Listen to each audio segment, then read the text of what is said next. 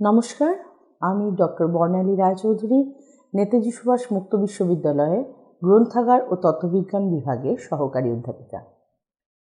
আজকে আমাদের আলোচ্য বিষয় লাইব্রেরি ক্যাটালগের ভৌত রূপ। লাইব্রেরি ক্যাটালগের ভৌত রূপ অর্থাৎ তার বাহ্যিক রূপ বিষয়টি আমাদের কাছে সাধারণভাবেই আপেক্ষিকভাবে খুব স্বল্প পরিসরের মনে হলেও তার কার্যকারিতা, ক্যাটালগিংয়ের উদ্দেশ্য এবং লক্ষ্যকে যদি আমরা মনে রাখি, সব মিলিয়ে তার কিন্তু একটা গুরুত্বপূর্ণ ভূমিকা রয়েছে। অর্থাৎ এই যে ক্যাটালগ এন্ট্রি প্রস্তুত হয় এবং সেগুলি বিধিসম্মতভাবে বিন্যস্ত করা হয়, এই দুটি কাজ মিলিয়ে ক্যাটালগ প্রস্তুত করা হচ্ছে, তাই তো? এবার ক্যাটালগ এন্ট্রিগুলি কোন ধরনের উপাদানের উপর লিপিবদ্ধ হবে এবং সেই উপাদান বিভিন্ন এন্ট্রি অনুযায়ী কীভাবে বিন্যস্ত হবে, সেটি খুব বিবেচনা করার গুরুত্বপূর্ণ বিষয়। যে উপাদান ক্যাটালগ এন্ট্রিগুলিকে ধারণ করে এবং প্রয়োজন অনুসারে বিন্যস্ত করে, সেই বস্তু সমষ্টি হচ্ছে ক্যাটালগের বাহ্যিক রূপ বা আকৃতি। মানে ধরুন, যদি এই ক্যাটালগ কার্ড হয়, আমরা জানি হার্ড বোর্ড হয়, একটু কাগজের থেকে মোটা, একটু শক্ত ধরনের একটা কার্ড হচ্ছে। যদি আমরা দেখি লিফলেট বলি, তাহলে কাগজের মতো একটা পাতা হচ্ছে। তাহলে এই যে ভৌত উপাদান অর্থাৎ কাগজ বা পিসবোর্ড বা কোনো প্লাস্টিকের ফর্ম, এই যে মেটেরিয়াল, এই যে বিষয়টা রয়েছে, সেটাকে আমরা ভৌত রূপ বলবো বা তার আকৃতি বলবো। একটা ক্যাটালগ কার্ডের প্রয়োজন অনুসারে বা গ্রন্থাগারের নিজস্ব প্রয়োজন অনুসারে ক্যাটালগের উদ্দেশ্য লক্ষ্য বিবেচনা করে বাহ্যিক রূপ নির্দিষ্ট করা হয়। অর্থাৎ পাঠক ও ব্যবহারকারী গ্রন্থাগারে এসে ক্যাটালগ ব্যবহার করে, তার প্রথম পরিচয় হয় বাহ্যিক রূপের সাথে। অর্থাৎ এই ক্যাটালগ কার্ডটা যেন বা ক্যাটালগের যে ফর্মেই থাকুক না কেন, বাহ্যিক রূপ যাই হোক না কেন, সেটা যাতে খুব সহজ, সরল এবং বোধগম্য হয়। অর্থাৎ তারপরে আমরা ক্যাটালগের ইনার ফর্ম মানে অন্তর প্রকৃতিতে যাব, তার এন্ট্রি কী, তার বিন্যাস পদ্ধতি কী, সেগুলো পরে। আগে তো আমরা গ্রন্থাগারে পাঠক এসে লাইব্রেরি কার্ড, ক্যাটালগ কার্ডের বাহ্যিক রূপটি দেখবে। সেই অর্থাৎ বা ধরুন একজন গ্রন্থাগার কর্মীকেও বারবার এই ক্যাটালগ কার্ডটা ব্যবহার করতে হয়। আমরা জানি, আমরা বলেছি, আমরা পড়েছি যে গ্রন্থাগারে একটি ক্যাটালগই হচ্ছে গ্রন্থাগারের সংগ্রহের দর্পণ। তাহলে কার্ড বা গ্রন্থাগারের ক্যাটালগ এমন হওয়া প্রয়োজন যাতে আমরা সবসময় চেষ্টা করি যাতে সেটি ফ্লেক্সিবল হয়, অর্থাৎ নমনীয় হয়, অর্থাৎ খুব সহজে আমরা সেটাকে ব্যবহার করতে পারি,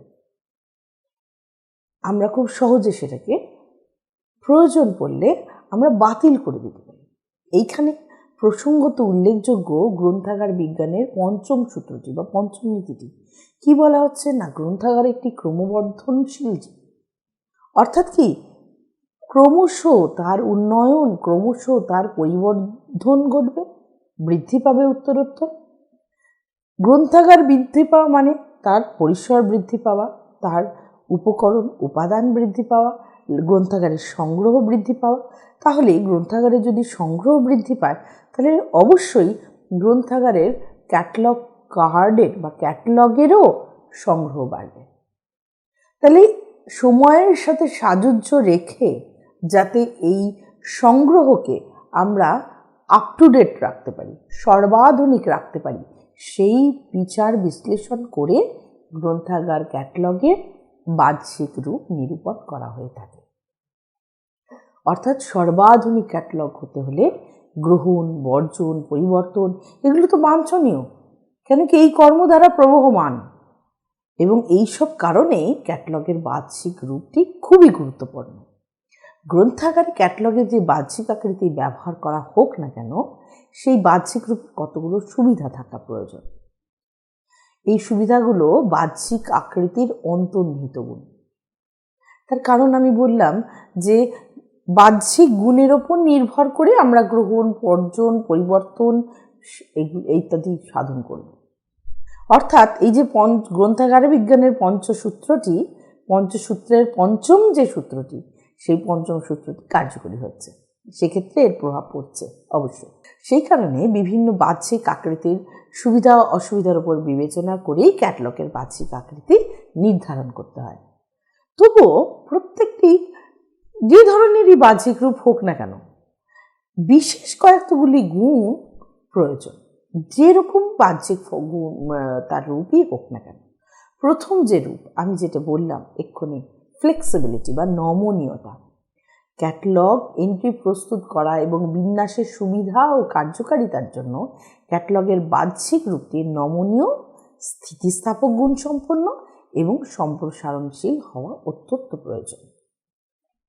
নতুন এন্ট্রির নির্দিষ্ট স্থানে বিন্যাস, আপেক্ষিক অবস্থান, পুরাতন অথবা অপ্রয়োজনীয় এন্ট্রির সহজে বর্জন, এন্ট্রির বদল, নির্দিষ্ট স্থানে তার বিন্যাস, এই বিষয়গুলো বা পরিবর্তন, এই বিষয়গুলো ক্যাটালগের নমনীয়তাকে অনেক বেশি নির্দিষ্ট করে বা তারকে সূচিত করে। প্রথম এই ক্যাটালগের নমনীয়তা, যা বাহ্যিক রূপ হোক না কেন তাকে ফ্লেক্সিবল হতেই হবে। দ্বিতীয়, ক্যাটালগ পাঠক ও ব্যবহারকারী এবং গ্রন্থাগার কর্মীদের পক্ষে সমানভাবে ব্যবহারের উপযুক্ত যেন হয়। এমন ক্যাটালগ আমরা ব্যবহার করব না যেটা পাঠকেরও অসুবিধা, আবার গ্রন্থাগার কর্মীদেরও অসুবিধা। তার মানে ব্যবহারের উপযোগী হতে হবে। তৃতীয়ত হচ্ছে, ক্যাটালগের ব্যবহার সহজ, সরল এবং দ্রুত হওয়া উচিত। স্বাভাবিকভাবে দ্রুত না হলে আমরা ওই পাঠকের সময় বাঁচান এই বিষয়টাকে অ্যাচিভ করতে পারবো না। চতুর্থত, ক্যাটালগ প্রস্তুত করা ও ধারাবাহিকভাবে আধুনিক করা যেন জটিল এবং ব্যয়বহুল না হয়। ক্যাটালগ ঘনসংবদ্ধ হওয়া প্রয়োজন, অপ্রয়োজনীয় এন্ট্রি না থাকাই বাঞ্ছনীয়। এক শ্রেণীর এন্ট্রিগুলি পাশাপাশি বিন্যস্ত থাকবে এবং সম্পর্কযুক্ত যে এন্ট্রিগুলি সন্ধান সূত্র, সেগুলো একসাথে থাকবে, এগুলো আবশ্যক। ক্যাটালগের বিভিন্ন তো বাহ্যিক রূপ রয়েছে, সবগুলোতেই যে উপযুক্ত আমি যেগুলো বলছি সেগুলো সেই গুণগুলি থাকবে তেমন কিন্তু বাঞ্ছনীয় নয় বা তেমন কিন্তু আবশ্যকও নয়। তবে গ্রন্থাগার ক্যাটালগের জন্য এমন বাহ্যিক গুণাবলী আছে, সেই রকম গুণাবলী সম্পন্ন বাহ্যিক রূপকে নির্বাচন করা উচিত, যার মাধ্যমে সেই গ্রন্থাগারে সার্বিকভাবে পরিষেবা প্রদান করা হয়। এটাই হচ্ছে মুখ্য। অর্থাৎ আমরা দেখলাম কিছু সাধারণ গুণাবলী আছে যেটা ক্যাটালগের ভৌত রূপকে বিভিন্নভাবে সংজ্ঞায়িত করবে। এই যে গ্রন্থাগার ক্যাটালগ যখন প্রস্তুত হচ্ছে বা তৈরি হচ্ছে, এটার ক্ষেত্রে তো আমরা বিভিন্ন দিক দুটো দিক খুব ইম্পর্টেন্ট, খুব গুরুত্বপূর্ণ বাছাই করতে হয়। সেটা হচ্ছে তার যেন গ্রন্থাগারের যে আসবাবপত্র বা সরঞ্জাম রয়েছে তার সাথে সাযুজ্য রেখেও তৈরি হয়। এমন গ্রন্থাগারের আমরা লাইব্রেরি ক্যাটালগ তৈরি করব না যেটা আমার একটা পার্টিকুলার লাইব্রেরিতে, একটা নির্দিষ্ট লাইব্রেরিতে তাকে আমরা তার সংস্থানই করতে পারছি না, এমন কোনো গ্রন্থাগার ক্যাটালগ আমরা গ্রহণ করব না। আর দ্বিতীয়ত, সার্বিকভাবে যেটা খুব উল্লেখযোগ্য সেটা হচ্ছে তথ্য পুনরুদ্ধারের জন্য সহায়ক ক্রমে বিন্যাস যেন সেটা করা সম্ভব হয়। ধরুন অভিধান বিন্যাস বা শ্রেণীবদ্ধ ক্যাটালগ, সেটা যেন করা যায়। এবার ক্যাটালগ, সাধারণভাবে তো ক্যাটালগের বিভিন্ন বাহ্যিক রূপ বিভিন্ন ধরনের হয়ে থাকে, তবে প্রচলিত এবং অপ্রচলিত দুটি রূপ আমরা বিবেচনা করে থাকি। প্রথমে আসে প্রচলিত রূপের যে বিন্যাস রয়েছে তার সঙ্গে। প্রচলিতভাবে ক্যাটালগের যে ভৌত রূপ আছে তার মধ্যে বাঁধা রেজিস্টার বা লেজার রূপ, মুদ্রিত বই রূপ, শিফ বা লুজ লিফ রূপ আর কার্ড রূপ, এই কয়েকটা রূপের আমরা পেতে পারি। মানে একটা হচ্ছে বাঁধা রেজিস্টার বা লেজার, দ্বিতীয় হচ্ছে মুদ্রিত বই রূপ, শিট বা লুজ লিফ রূপ আর কার্ড রূপ। এই চারটি রূপকে আমরা আলোচনা করব আজকে, এবং তারপরে অপ্রচলিত রূপের মধ্যে আসব। তাহলে প্রথমেই আমরা শুরু করি বাঁধা রেজিস্টার বা লেজার রূপ দিয়ে। এই রূপে লাইব্রেরির নথি এন্ট্রিগুলি একটি বাঁধা রেজিস্টার বা লেজারের হাতে লেখা লেজারের তৈরি হয় এবং সেটা হাতে লেখা হয়। পৃষ্ঠাগুলি বিভিন্ন অক্ষরের জন্য আলাদা করা হয়। এই অক্ষরগুলি বর্ণানুক্রমিকভাবে সাজানো হয়।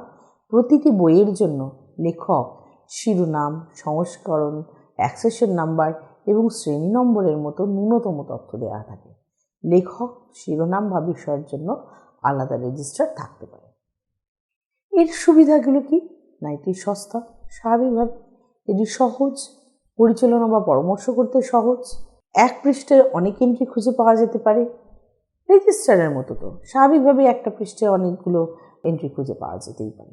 তাই ক্যাটালগের জন্য কয়েকটা পৃষ্ঠার প্রয়োজন হয়। বর্তমানে একাধিক কপি তৈরি করা সম্ভব, তার কারণ জেরক্সের সুবিধা আছে, মানে ফটোকপিংয়ের সুবিধা রয়েছে। এই ক্যাটালগের ফটোকপি লাইব্রেরির বিভিন্ন স্থানে রাখা যেতে পারে। আজও বিভিন্ন ছোট ছোট পাবলিক স্কুল, কলেজ, লাইব্রেরিতে এই রূপে ক্যাটালগ রাখা থাকে। খুবই গুরুত্বপূর্ণ বিষয় এটা। কিন্তু এটার ক্ষেত্রে কিছু অসুবিধা রয়েছে। সেই অসুবিধাটা হচ্ছে যে, ধরুন যদি একটা লাইব্রেরিতে প্রচুর পরিমাণে বই থাকে, ধরুন 2 লক্ষ 3 লক্ষ বই, তার যদি রেজিস্টার আকারে তাকে যদি ক্যাটালগ করা থাকে, তাহলে সেটা বহন অযোগ্য হয়ে যাবে। মানে বহনযোগ্য থাকবেই না, যেখানেই থাকুক না কেন সেটাকে আর তাকে নড়াচড়া করা যাবে না। এবং অতগুলো পৃষ্ঠার মাঝে যদি একটা বিশেষ অংশকে, একটা বিশেষ নথিকে খুঁজতে হয়, তাহলে সেটি সময় সাপেক্ষ হয়ে যাবে।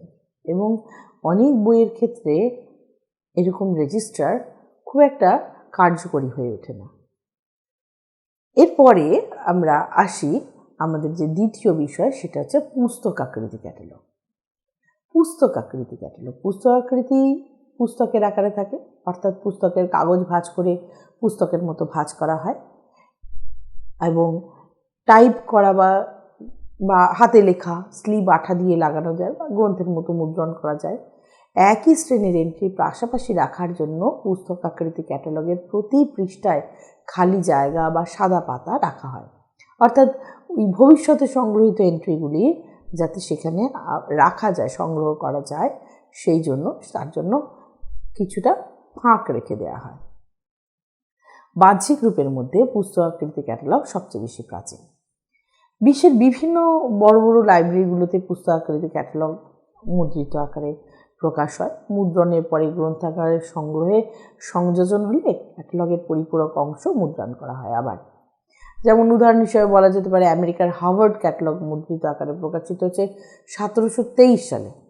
তারপরে ইয়েল বুক ক্যাটালগ প্রকাশ হচ্ছে 1745 সালে। লাইব্রেরি অফ কংগ্রেস 1942 খ্রিস্টাব্দে প্রথম মুদ্রিত ক্যাটালগ তৈরি করেছিল।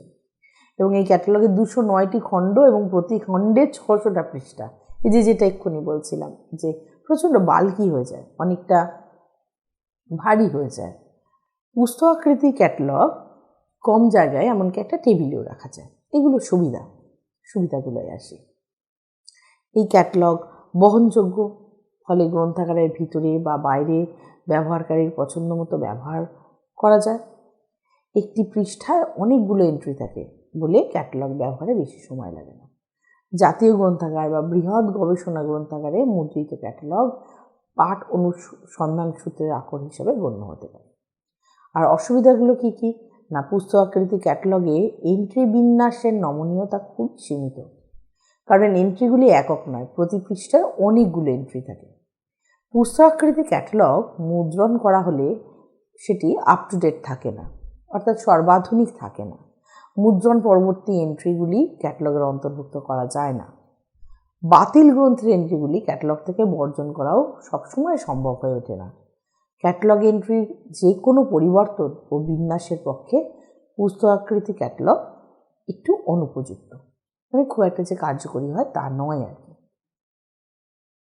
এটি পুস্তকাকৃতি ক্যাটালগের ক্ষেত্রে আমরা বলতে পারি। এবং আমরা এই যে পুস্তকাকৃতি ক্যাটালগের ক্ষেত্রে আমরা যখন বলছি যে তার সুবিধা এটি, অসুবিধা এটা, তবে একটা জিনিস বলা যায় যে মুদ্রিত ক্যাটালগের যে মানে এটা তো সাধারণত মানে প্রকাশ কালটাও অনেকটা, মানে ধরুন প্রেস কপি করতে বা প্রেস থেকে পাবলিশ হতে অনেকটা সময় লাগে, সঙ্গে এটা বহুল খরচারও বিষয় থাকে, মানে অর্থাৎ ব্যয় সাপেক্ষ।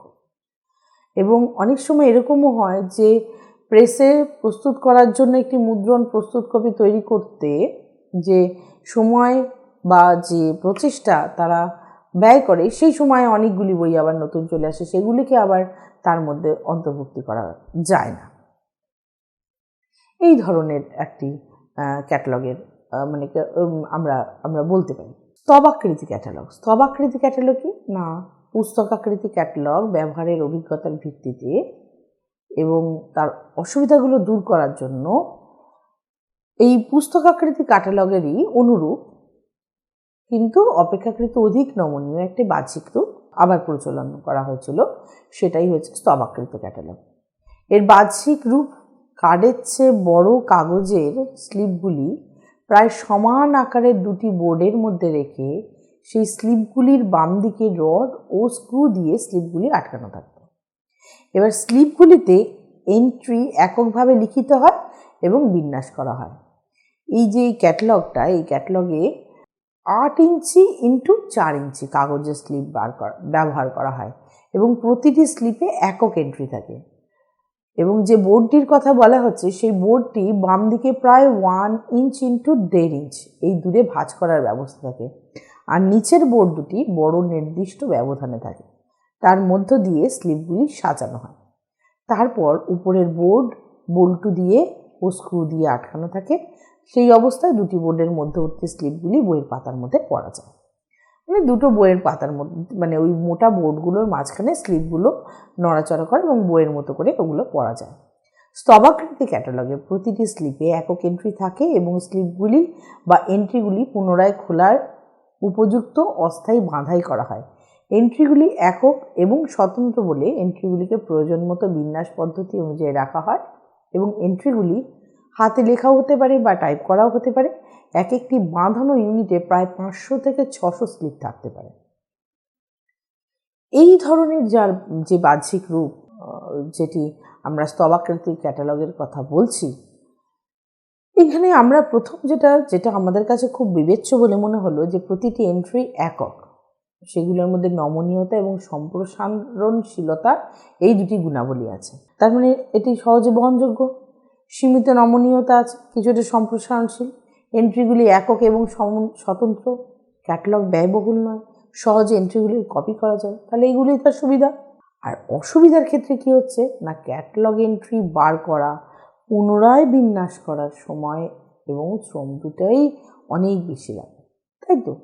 যে এই যে আমরা যখন স্তবাকৃতি বলছি, স্তবাকৃতির মধ্যে তো একটা কার্ড যাচ্ছে, সেখানে তো আমরা রাখছি, এবং যখন একটা কার্ডকে এই যে আমি বলছি স্তবের আকারে, স্তবাকৃতি অর্থাৎ কি স্তবের মতো করে থাকছে, এই যে আমি বলছি যে দুটো হার্ড কভারের মধ্যে স্লিপগুলো থাকছে, ওই যে 8x4 ইঞ্চির যে কাগজের স্লিপ সেগুলো থাকছে।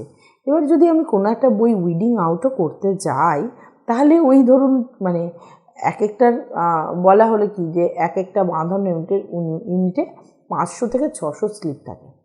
তাহলে একটা স্লিপ যদি আমার 24 নম্বরের স্লিপটা আনতে হয়, তাহলে তার আগের অতগুলো বই, অতগুলো স্লিপ আমাকে খুলে খুলে বার করতে হবে। ওই যে বলা হয়েছে হালকা অস্থায়ী বাঁধাই থাকে, ওই বাঁধাই থেকে খুলতে হবে উইডিং আউটের জন্য। আবার যদি ধরুন নতুন কোনো গ্রন্থের এন্ট্রি হয়েছে, তাহলে সেটিও ওইভাবেই মাঝখানে ইনসার্ট করতে গেলে সেখানে যদি আমরা এই স্তবাকৃতি ক্যাটালগের মাঝখানে আমরা দিতে চাই উপযুক্ত জায়গায়, সেক্ষেত্রে এই ক্যাটালগুলোকে আবারও খুলতে হবে। তার মানেটা কি হচ্ছে, যাই করি না কেন এটা অনেকটা সময় সাপেক্ষ, ব্যয়বহুল নয়, কোনো রকমভাবে ব্যয়বহুল নয়। আচ্ছা, কাগজের স্লিপ, যেহেতু পাতলা কাগজের স্লিপ নষ্ট হয়ে যাওয়ার সম্ভাবনা স্বাভাবিকভাবে থাকে, কেন দীর্ঘদিন ধরে পাঠক বা কর্মচারী দুজনেই ব্যবহার করছেন, গ্রন্থাগার কর্মী দুজনেই ব্যবহার করছেন, তার ফলে বহু ব্যবহারে জীর্ণ হয়ে যেতে পারে।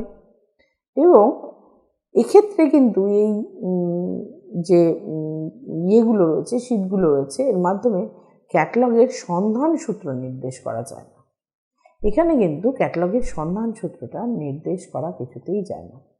তার ফলে কি হয়, এই স্তবাকৃত ক্যাটালগ মানে বাঁধনি যদিও বা থাকলো, যদিও বা মানে আলাদা আলাদা এন্ট্রি, প্রতিটা এন্ট্রি একটা আলাদা আলাদা স্লিপে তৈরি করা হচ্ছে এবং সেগুলোকে টাইপ করে হতে পারে বা ধরুন আপনার হাতে লিখে হতে পারে, সেগুলো বিষয় নয়, আপডেট করা যেতে পারছে। কিন্তু যে সমস্যা হচ্ছে সেটা হচ্ছে ব্যয় সাপেক্ষ এবং সময়ের অনেক সমস্যা হতে পারে, এবং এই যে মানে পাঠকের দ্বারা ভুল ব্যবহারের কারণে স্লিপের ক্ষতি হতে পারে। হ্যাঁ, এই জায়গাগুলো খুব গুরুত্বপূর্ণ, এগুলো আমাদের নজর দেওয়া প্রয়োজন। তার মানে হচ্ছে আমরা দেখছি আলটিমেটলি সি ফর্মও যে খুব একটা গুরুত্বপূর্ণ হয়ে উঠছে বা খুব একটা বাঞ্ছনীয় হয়ে উঠছে তা কিন্তু নয়। এবার আসি কার্ড ক্যাটালগের জায়গায়, মানে এই বাহ্যিক রূপেরই আর একটি ফর্ম হচ্ছে কার্ড ফর্ম, আরেকটি ফর্ম হচ্ছে কার্ড ফর্ম। এবার কার্ড ফর্মটা কি বলছে, কার্ড ক্যাটালগ হচ্ছে বর্তমানে ক্যাটালগের বহুল ব্যবহৃত বাহ্যিক রূপ হচ্ছে কার্ড ক্যাটালগ। আমরা তো জানি কার্ড ক্যাটালগকে আমরা জেনারেলি দেখে থাকি, এই যে পুস্তকাকৃতি বা স্তবাকৃতি ক্যাটালগ আমরা সাধারণত দেখি না। এই ক্যাটালগে প্রতিটি এন্ট্রি একক কার্ডে লিপিবদ্ধ করা হয়ে থাকে। মোটা ও শক্ত সাদা কার্ড ব্যবহৃত হয় এবং প্রতিটি কার্ড একক এবং পৃথক সত্তা বিশিষ্ট। কার্ডটাই একক এবং পৃথক, এবং কার্ডটার একটা বিধিবদ্ধ মাপও আছে। কার্ডটা প্রতিটি কার্ড প্রায় 5 ইঞ্চি গুণিত 3 ইঞ্চি বা 12.5 সেন্টিমিটার ইন্টু 7.4 সেন্টিমিটার এই আকারের হয়ে থাকে। এবং মানে যদিও বা আমরা মানে বিভিন্ন লিটারেচার দেখি, তাহলে কার্ডের একটা সঠিক মাপ আছে আসলে 12.8 গুণিত 7.7 সেন্টিমিটার, কিন্তু এটাকে আমরা মোটামুটি একটা রাউন্ড ফিগারে এনে আমরা জানবার চেষ্টা করি। অর্থাৎ যদি এগুলি মনে না থাকে তাহলে এটাই মনে রাখবেন যে প্রতিটি কার্ড প্রায় 5 ইঞ্চি গুণিত 3 ইঞ্চি সেগুলো মাপ, এবং কার্ডের ওপরের থেকে প্রায় 1 ইঞ্চি নিচে সমান্তরালভাবে একটা সরু লাল রেখা থাকে। ওই রেখার প্রায় 1/3 ইঞ্চি পরে সমান্তরাল একটি বা দুটি সরু লাল রেখা থাকে, এবং এই দুটি লম্ব রেখাকে লিখন সীমা বা ইন্ডেনশন বলা হয়ে থাকে। ইন্ডেনশন, দুটো ইন্ডেনশন থাকে। প্রথম বাঁ দিকে রেখাটি প্রথম ইন্ডেনশন বা ফার্স্ট ইন্ডেনশন বলি বা প্রথম লিখন সীমা, এবং দ্বিতীয় রেখাটি হচ্ছে সেকেন্ড ইন্ডেনশন বলা হয় বা দ্বিতীয় লিখন সীমা। মুখ্য এন্ট্রিগুলি প্রথম লিখন সীমায় শুরু করা হয় এবং অন্যান্য এন্ট্রিগুলি দ্বিতীয় লিখন সীমায় শুরু করা হয়। ভূমির সমান্তরাল লাল রেখার নিচে সেই রেখার সমান্তরাল কয়েকটি হালকা নীল রেখাও থাকে, এবং এই রেখাগুলো এন্ট্রি লিপিবদ্ধ করার লাইন স্থির করে দেয়। কার্ডের নিচের দিকে একটি গোল ছিদ্র থাকে, একে বলে পিজিয়ান হোল, একে বলা হয় পিজিয়ান হোল। অর্থাৎ এই পায়রা যেমন তার বাসা করে রাখে সেটাকেই বলা হচ্ছে তার পিজিয়ান হোল। পায়রার যেরকম ঘর হয় সেরকম তার যে খোপ ওরকম একটা গর্ত, নীল গোল ছিদ্র সেটা থাকছে। অ্যাকচুয়ালি কিছুই না, বিষয়টা হচ্ছে ওই যে কার্ডগুলো 5 ইঞ্চি গুণিত 3 ইঞ্চি এই মাপের যে কার্ডগুলো আনা হয় তার তো প্রথম দিকে ইন্ডেনশন, ফার্স্ট ইন্ডেনশন আছে যেটা ভূমির সঙ্গে সমান্তরাল, আর যে রেখাগুলো বাঁ দিকে থাকে অর্থাৎ প্রথম ইন্ডেনশন এবং দ্বিতীয় ইন্ডেনশনের যে রেখাগুলি থাকে সেই রেখাগুলি থেকে লেখার শুরু অর্থাৎ প্রারম্ভটা ওখানে আমরা নির্ধারণ করে থাকি। আর বাকি লাইব্রেরি কার্ডটি জাস্ট আমরা সকলেই তো রুল খাতা দেখেছি, সেই রুল খাতারই একটা ছোট্ট সংস্করণ আমরা বলতে পারি। সেই রুল খাতাটাকেই ধরে নিন 5x3 ইঞ্চি এই মাপের ধরে নিলে সেই রুল খাতারই। শুধুমাত্র অতিরিক্ত সংযুক্তি হচ্ছে এই কার্ডের নিচে একটা গোল ছিদ্র, এটা পিজিয়ন হোল বলা হয়। একক কার্ডগুলো সুরক্ষিতভাবে রাখা যায় না, সেই জন্য কার্ডগুলি রাখা হয় ক্যাটালগ ট্রের মধ্যে দাঁড় করিয়ে। ক্যাটালগ ট্রের মধ্যে দাঁড় করিয়ে রাখা হয়। ড্রয়ারের নিচের দিকে একটি ধাতব রড থাকে, সেই রডটি কার্ডের নিচে যে ছিদ্র আছে তার মধ্য দিয়ে গিয়ে কার্ডগুলিকে সুরক্ষিত করে রাখে এবং কার্ডগুলি সহজে ট্রে থেকে বার করা যায় না। প্রতিটি ট্রেতে 800 থেকে 1000 মতো কার্ড থাকে এবং ট্রেগুলি কার্ড বা স্টিল নির্মিত ক্যাবিনেটের মাধ্যমে রাখা হয় এবং উপর থেকে নিচে 4টি করে ট্রে থাকে। 4-এর গুণিতকের ক্যাবিনেটের আকার নির্ধারিত হয় এবং সবচেয়ে নিচের ট্রেটিতে মেঝে থেকে 3 থেকে 3.5 ইঞ্চির ওপরে থাকে এবং তার ফলে এটি ব্যবহারের সুযোগ বা তার সুবিধা হয়ে ওঠে। তাহলে কার্ড ক্যাটালগের এটা একটা বিবরণ, অর্থাৎ কার্ড ক্যাটালগ কত ইঞ্চির হবে, কার্ড ক্যাটালগের এন্ট্রি কোথায় লেখা হবে, কোথা থেকে কোন ইনভেনশন থেকে এন্ট্রি লেখা হচ্ছে, কোন রঙের লাইন আছে এবং তার নিচের দিকে কেন পিজিয়ন হোল বলছি সেটা থাকছে কেন, এই বিষয়গুলো নানা দিকগুলো এগুলো আলোচনা হচ্ছে। অবশ্যই আমরা আশা করব যে সুন্দর, যেহেতু এই কার্ড ক্যাটালগটি অত্যন্ত সুন্দরভাবে সামগ্রিক দৃষ্টিভঙ্গির বিচারে তার পরিষেবা প্রদান করছে গ্রন্থাগারে এবং সেটি বিজ্ঞানসম্মত উপায়, সেক্ষেত্রে আমরা এই কার্ডটি ব্যবহারের দিকে বেশি আমরা দৃকপাত করব। এবার কার্ডটির কতগুলো সুবিধা বলি, যে এই যে লাইব্রেরি কার্ড ক্যাটালগ বারবার বলছি, লাইব্রেরি কার্ড ক্যাটালগের সুবিধাটা আমি একটু জানিয়ে দিই আপনাদের। প্রথম যে সুবিধাটা হচ্ছে প্রতিটি কার্ড একক এবং স্বতন্ত্র, ইন্ডিভিজুয়াল, প্রত্যেকটা কার্ড ইন্ডিভিজুয়াল। প্রতিটি এন্ট্রি একক কার্ডে লিপিবদ্ধ থাকে, ফলে প্রতিটি কার্ড একটি এন্ট্রির একক সত্তা। প্রতিটি কার্ডের একক এবং স্বতন্ত্র সত্তা আছে, ফলে এই কার্ডগুলির সম্মিলিত রূপ যে কার্ড ক্যাটালগ তার মধ্যে নমনীয়তা আছে, যেটা আমি প্রথমেই বলেছিলাম, মনে আছে আপনাদের, দ্যাট ইজ ফ্লেক্সিবিলিটি। এবং সেই কারণে কার্ড ক্যাটালগ সামগ্রিকভাবে স্থিতিস্থাপক গুণসম্পন্ন এবং সম্প্রসারণশীল। স্বাভাবিকভাবে প্রতিটি এন্ট্রি স্বতন্ত্র হওয়ার জন্য এন্ট্রিগুলি যেভাবে প্রয়োজন সেইভাবেই সাজানো যায়। এমনকি নতুন কার্ড বা এন্ট্রিগুলি ক্যাটালগের অন্তর্ভুক্ত করলে অথবা অপ্রয়োজনীয় এন্ট্রিগুলি ক্যাটালগ থেকে সরিয়ে নিলে সামগ্রিকভাবে ক্যাটালগের বিন্যাস ব্যবস্থা কোনোভাবেই বিঘ্নিত হয় না, এটি এর সবচেয়ে বড় গুণ।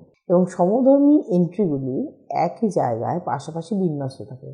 গ্রন্থাগারে সবসময় নতুন গ্রন্থ আসবে বা তাদের জন্য নতুন নতুন এন্ট্রি প্রস্তুত করা হবে, সময়ের এই ধারাবাহিক ব্যবধানের জন্য সমধর্মী এন্ট্রিগুলি একত্রিত থাকার বিন্যাস পদ্ধতি কোনোভাবেই বিঘ্নিত হয় না।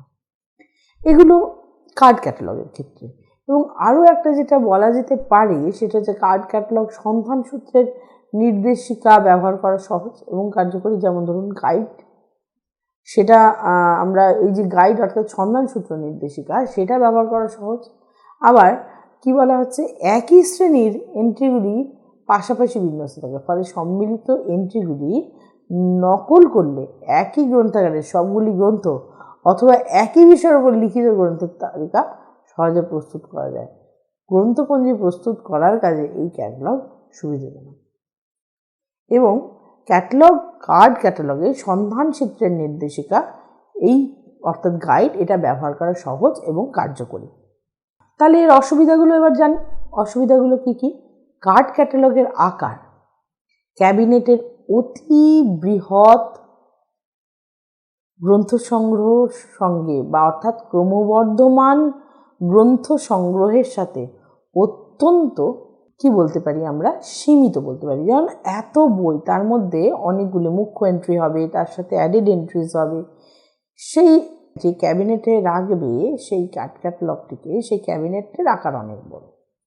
এবং গ্রন্থ সংগ্রহ বৃদ্ধি করার সঙ্গে সঙ্গে ক্যাটালগের আগারও বৃদ্ধি হবে, ফলে স্থান সমস্যা দেখা দিতে পারে। অত বড় আসবাবটা একটা জায়গায় রয়েছে। আর কার্ড ক্যাটালগ প্রস্তুত করা যথেষ্ট ব্যয়বহুল, কেন কি কার্ডটিরই দাম একটুখানি স্বাভাবিকের তুলনায় বেশি, এবং কার্ড ক্যাটালগ মানে ক্যাটালগের যে ক্যাটালগ ক্যাবিনেটটা, সেই ক্যাবিনেটটা স্থানান্তরিত করা খুব মুশকিল হয়ে ওঠে। অর্থাৎ ক্যাটালগ ক্যাবিনেট, আপনারা যারা লাইব্রেরিতে ভিজিট করেন তারা দেখবেন ক্যাটালগ ক্যাবিনেট মোটামুটি ইউজারদের ব্যাগ রাখার যে তাক বা র্যাক তার পরেই থাকে।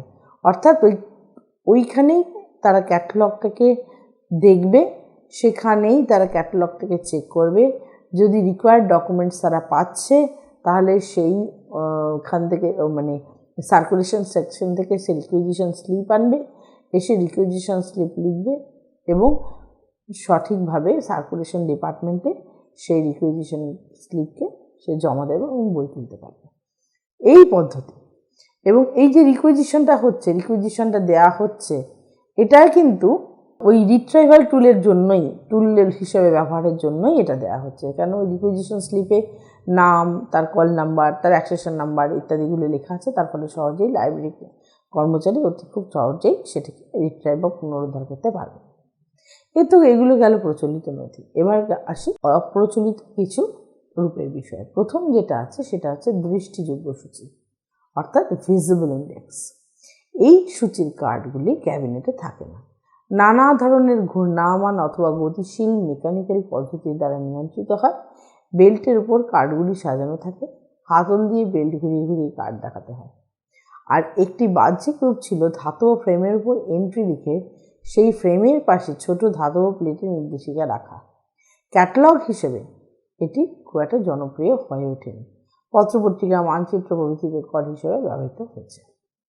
এরপরে যেটি অপ্রচলিত নথির মধ্যে মানে বাহ্যিক রূপের মধ্যে আসে, সেটা হচ্ছে কার্ডেক্স।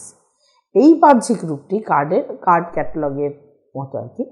কার্ড ক্যাটালগগুলি ট্রের মধ্যে থাকে ভূমি সমান্তরালভাবে, ফলে ট্রেগুলির উচ্চতা কম হয়।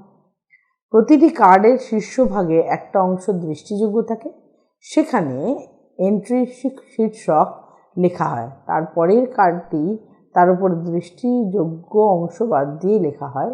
সাধারণত বড় আকারে কার্ড ব্যবহার করা হয়।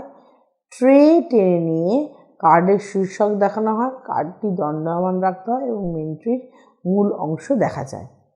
পত্রিকার রেকর্ড হিসেবে ব্যবহৃত হয় এবং ক্যাটালগ হিসেবে জনপ্রিয় হয়। আরেকটি আছে যেটা হচ্ছে মাইক্রোফর্ম কার্ড। আমরা মাইক্রোফর্মের থেকেও মাইক্রোফিশে শব্দটা ব্যবহার বেশি শুনেছি না, কিন্তু বর্তমানে আগে যে মাইক্রোফর্ম বা তার যে গবেষণামূলক কর্মপদ্ধতি, সেটা আমার ব্যক্তিগত নজরে আমার একটু কম মনে হয়।